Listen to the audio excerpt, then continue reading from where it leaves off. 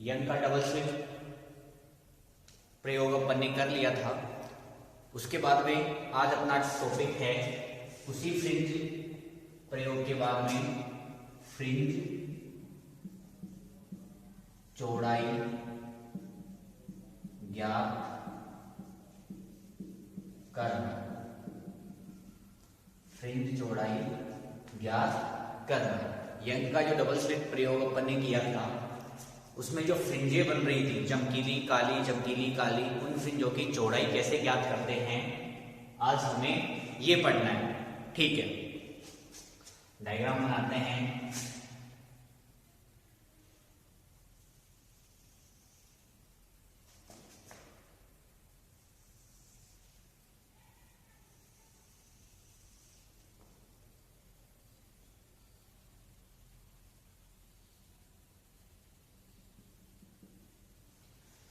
ये है S1, ये है S2, ये है पर्दा जहां पर फ्रिंजें बन रही हैं, ये दोनों स्रोत हैं।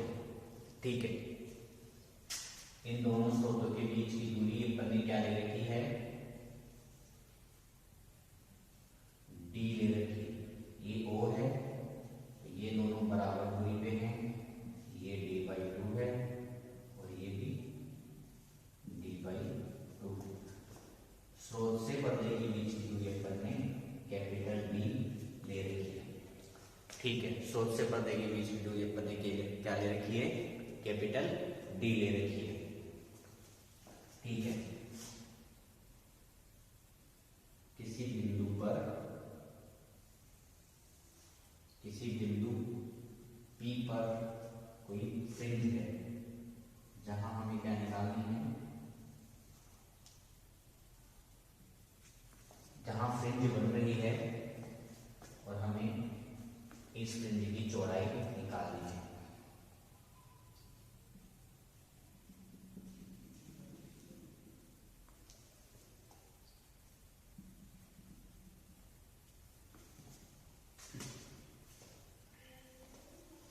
ये L1 मान लेते हैं, कोई पॉइंट ये L2 मान लेते हैं और ये जो डिस्टेंस है यहां से यहां के बीच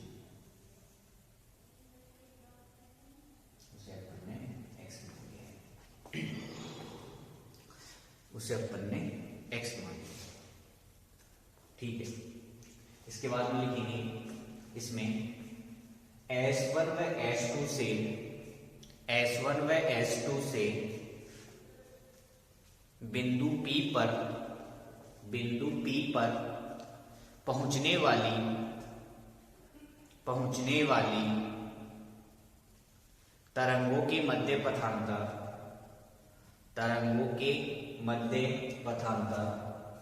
पथांतर की वैल्यू क्या होगी, del equals to S2P minus S1P।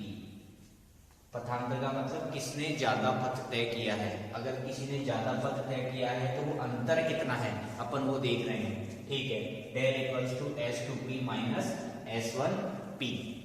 ठीक है, इसे समय के नंबर 1 दे देते हैं अपन। इसके बाद में लिखेंगे चित्र से स्पष्ट है कि PL1 इक्वल्स टू, ये पूरी x है यहां से लेके यहां तक, लेकिन ये वाली D/2 है तो PL1 इक्वल्स टू क्या हो जाएगा, x minus D/2। x minus D/2। ये वाली जो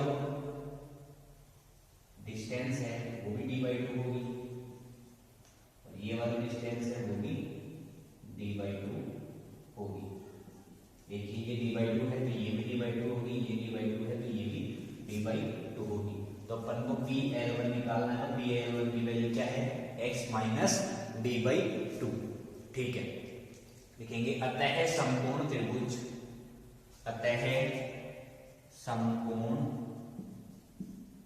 त्रिभुज कौन सा, PS1L1 में पाइथागोरस पाइथागोरस प्रमेय से क्या होगा, P S1 square equals to L1 S1 square plus P L1 square, कर्ण स्क्वायर बराबर आधार स्क्वायर प्लस लंब स्क्वायर। ठीक है, P S1 square equals to S1 L1 square plus P L1 square. ठीक है, ये वैल्यू हो गई D square plus x minus D by two का होल स्क्वायर। ये हो गया P S1 square, P S1 square which gives us P S1 square equals to D square, common ले लिया अपन ने, 1 plus x minus D by two का whole square divided by D square. ठीक है, इसके बाद में अपन ने इसका अंडर रूट लिया तो ये हो गया पी S1 इक्वल्स टू, ये आ गया D 1 plus x minus D by two का whole square upon capital D square की power half, capital D square की पावर हाफ। ठीक है, इसके बाद में अपन चलते हैं, ये आप सबने लिख लिया, आगे चलते हैं।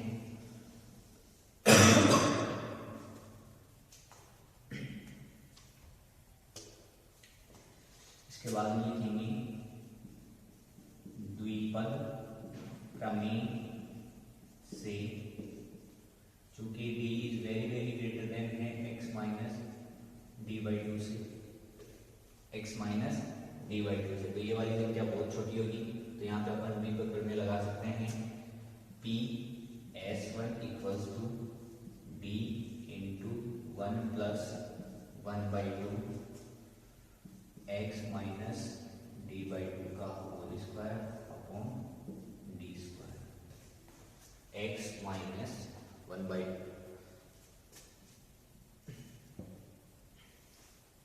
ठीक है, आगे के पदों को अपन नगण्य कर देंगे। यहाँ इसको समीकरण नंबर 2 दे देंगे अपन।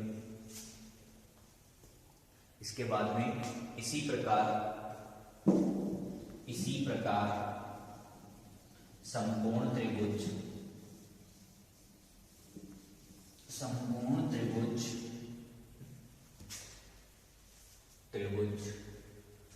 P S2 L2 में, P S2 L2 में PS2 square equals to D square plus x plus D by two का whole square, which gives us D square 1 plus x plus D by two का whole square divided by D square, which gives us PS2 equals to d 1 plus half x plus D by two का whole square D square. वही अपन ने द्विपद प्रमेय लगा दी, यहाँ पे एक स्टेप और बढ़ा लेते हैं अपन। इसके बाद में लिखेंगे द्विपद प्रमेय से PS2 equals to d 1 plus half X plus D by two का होल स्क्वायर डी स्क्वायर। इसे समीकरण नंबर 3 दे देते हैं। ठीक है, इससे अपन ने समीकरण नंबर 3 दे दिया। ये अपना चल रहा है फ्रिंज चौड़ाई याद करना।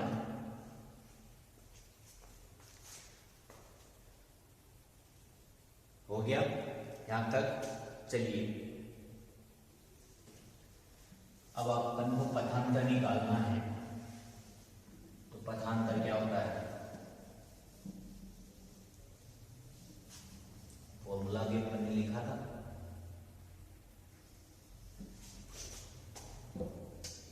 पथांतर डेल इक्वल्स टू होगा S2P माइनस S1P। तो S2P की वैल्यू क्या है,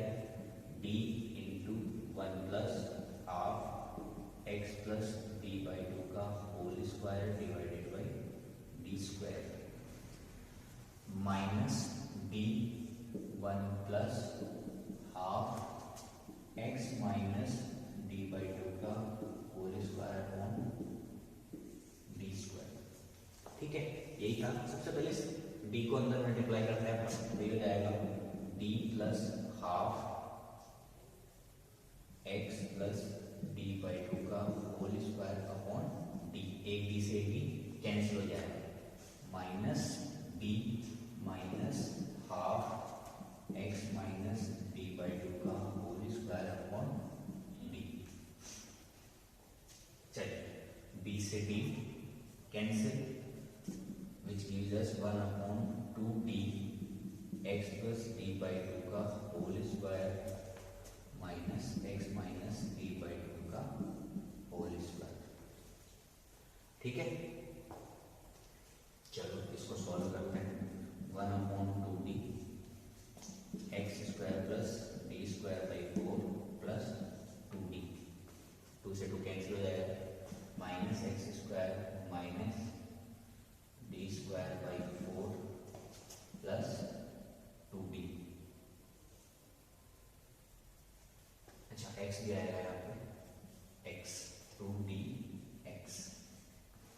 ठीक है, x स्क्वायर से x square cancel, D square by 4 से डी स्क्वायर बाई 4 कैंसिल, ये बच गया 1 upon 2d into 4dx which gives us 2dx upon D. पदांतर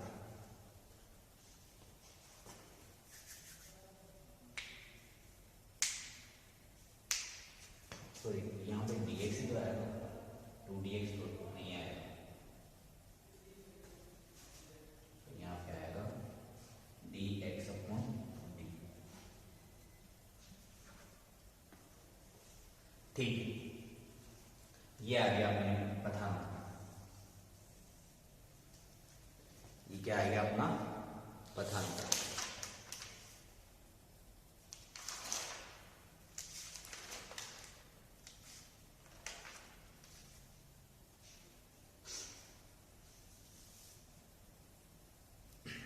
इसके बाद में लिखेंगे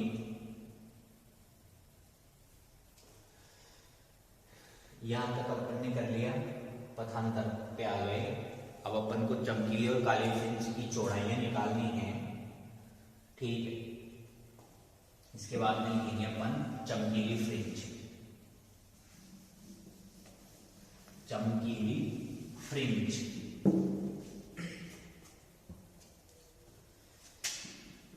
पहला है अपना चमकीली फ्रिंज।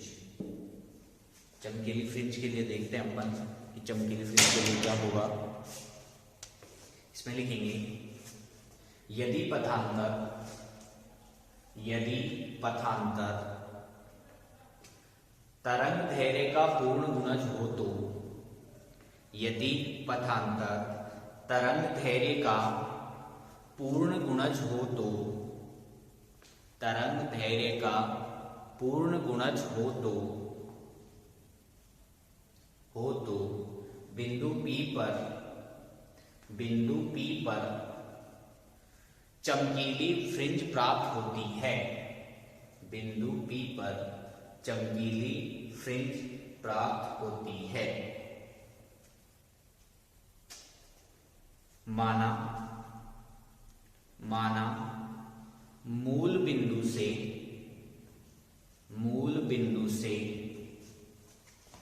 xn दूरी पर nv चमकीली फ्रिंज बनती है। nv चमकीली फ्रिंज बनती है। nv चमकीली फ्रिंज बनती है। अतः xn d upon d equals to n lambda, या xn equals to n lambda capital D upon d। n इसी प्रकार मूल बिंदु से xn+1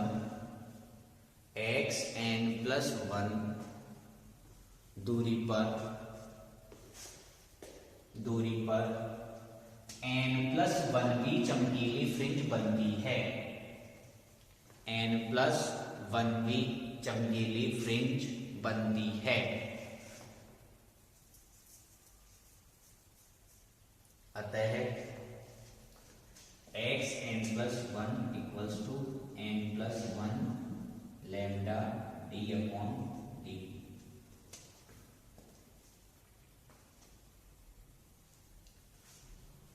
अतः किन्हीं दो क्रमागत फ्रिंजों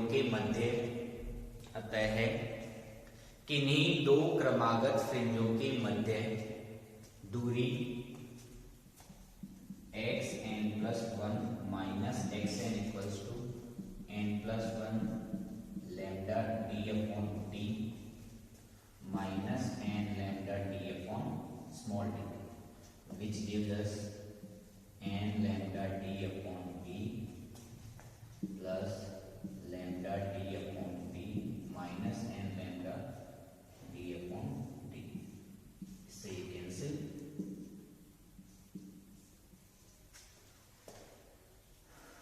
ये हो गया xn+1 xn। ठीक है, चलते हैं अपन। दो चमकीली फ्रिंजों के मध्य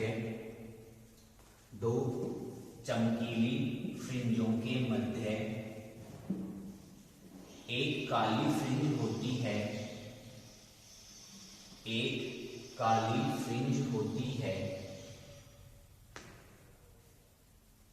अतः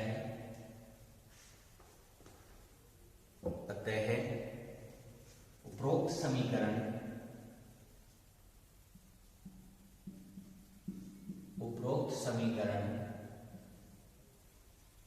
काली फ्रिंज की चौड़ाई को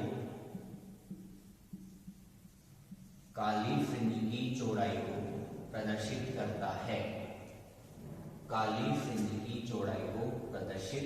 करता है। बीटा अदीप्त इक्वल्स टू लैम्डा d/d। चलिए, अपन ने चमकीली फ्रिंज के लिए देख लिया है। अब अपन देखेंगे काली फ्रिंज के लिए। इसमें लिखेंगे यदि पथांतर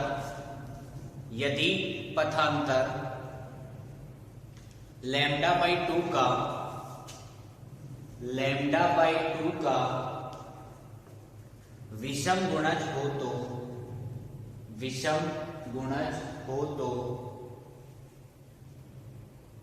λ/2 का विषम गुणज हो तो बिंदु P पर काली फ्रिंजें प्राप्त होती हैं।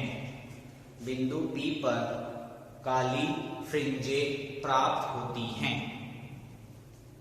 बिंदु P पर काली फ्रिंजें प्राप्त होती हैं। अतः पथांतर xn dash d upon capital D equals to 2n+1 λ/2 2n+1 λ/2 या xn dash equals to 2n+1 lambda d/2d। इसी प्रकार xn+1 dash equals to 2n+3 lambda d/2d। अतः फ्रिंज चौड़ाई बीटा चमकीली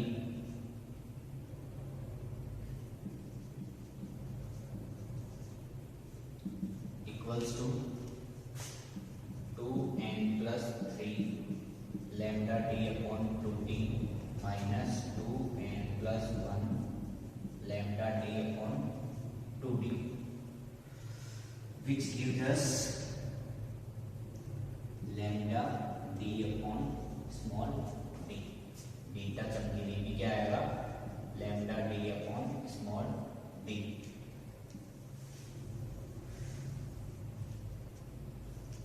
D upon small D.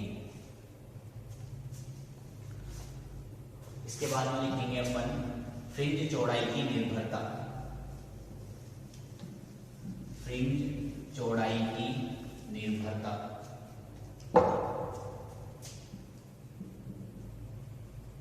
Fringe चौड़ाई की निर्भरता।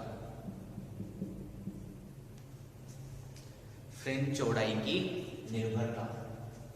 पहला लिखेंगे beta is proportional to lambda. Beta is proportional to lambda, अर्थात फ्रिंज चौड़ाई का मान, फ्रिंज चौड़ाई का मान तरंग धैर्य के समानुपाती होता है। तरंग धैर्य के समानुपाती होता है। दूसरा लिखेंगे अपन beta is proportional to capital T. Beta is proportional to capital T. Fringe चौड़ाई का मान, फ्रिंज चौड़ाई का मान स्रोत व पर्दे के मध्य की दूरी, स्रोत व पर्दे के मध्य की दूरी के समानुपाती होता है, के समानुपाती होता है। तीसरा लिखेंगे beta is inversely proportional to small D. Beta is inversely proportional to small D, अर्थात फ्रिंज चौड़ाई का मान, फ्रिंज चौड़ाई का मान, फ्रिंज चौड़ाई का मान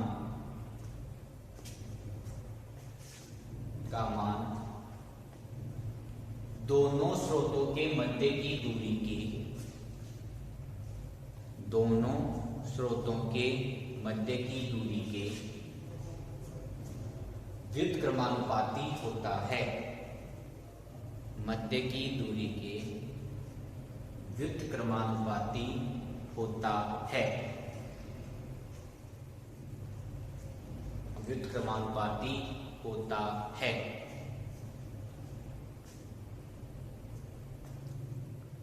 चलिए तो देखिए अपन को इस टॉपिक से ये पता चल रहा है कि बनने वाली फ्रिंजें कौन से क्रम की है, अर्थात n कौन से नंबर का है, n का मान क्या है, इस पर फ्रिंजों की चौड़ाई निर्भर नहीं करती। सभी फ्रिंजों की चौड़ाइयां समान होती हैं। एक के बाद एक फ्रिंज आती हैं, पहले चमकीली आएगी, काली आएगी, फिर चमकीली आएगी, फिर काली आएगी। ठीक है, फ्रिंज चौड़ाई का मान तरंग दैर्ध्य पर निर्भर करेगा, दो स्रोत से पर्दे के मध्य की दूरी के बीच में निर्भर करेगा और दोनों स्रोतों के बीच की दूरी पर भी निर्भर करेगा, लेकिन नंबर पर निर्भर नहीं करेगा। स्रोतों से बनने वाली चमकीली और काली दोनों फ्रिंजों की चौड़ाइयां लगभग समान पूर्णतया समान ही रहेंगी, उनमें किसी प्रकार का कोई अंतर नहीं है। ठीक है, ये अपन ने की फ्रिंज चौड़ाई की निर्भरता। अब यदि हमें तरंग दैर्ध्य निकालना हो तो बीटा इक्वल्स टू क्या होता है, lambda D upon small D, which gives us lambda equals to beta small D upon capital D. ये किसी भी प्रकाश की तरंग दैर्ध्य आ जाएगी। यदि हमें फ्रिंज चौड़ाई का पता है तो हम प्रकाश की तरंग दैर्ध्य निकाल सकते हैं। दोनों स्रोतों के मध्य की दूरी निकालेंगे और डी जो स्रोत और पर्दे के मध्य की दूरी है वो निकालेंगे, फॉर्मूले में मान रख देंगे, तरंग दैर्ध्य का मान एंगस्ट्रॉम में आ जाएगा।